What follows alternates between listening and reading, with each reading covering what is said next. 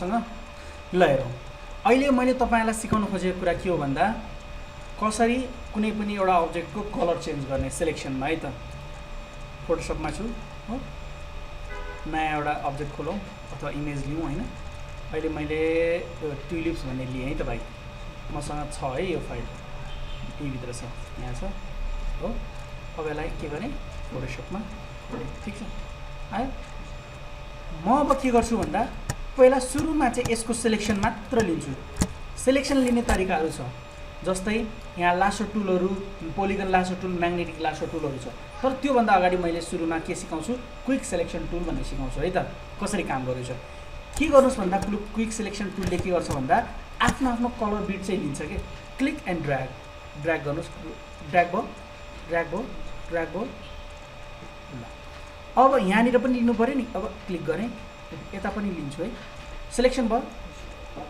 यति सिलेक्सन भइसकेपछि म के गर्छु अहिले त हामी ब्याकग्राउन्डमा छौँ हो कन्ट्रोल सी कन्ट्रोल भी गरेँ आयो आँखा पढेर हेरौँ यति मात्र आएको छ देखिन्छ हैन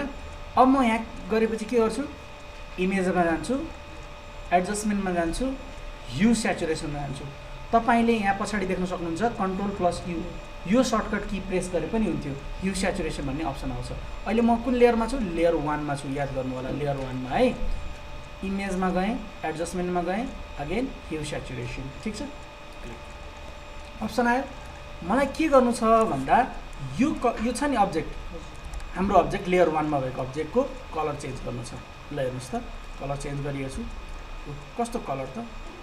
अलि रातो रातो गरौँ हैन विशेष व्यक्तिलाई दिनको लागि काम लाग्ला है ठीक छ ओके भने ल हेर्नुस् त अब कलर परिवर्तन भयो हामीले गरेको के छ त नयाँ लेयर क्रिएट गर्ने यसरी टक्क कस्तो राम्रो बन्यो है यसरी चाहिँ तपाईहरुले के गर्न सक्नुहुन्छ कुनै पनि अब्जेक्टको कलर कसरी चेन्ज गर्ने इजिली ह्यू स्याचुरेसनबाट गर्न सक्नुहुन्छ हैन ल भिडियो हेर्नुभएकोमा धन्यवाद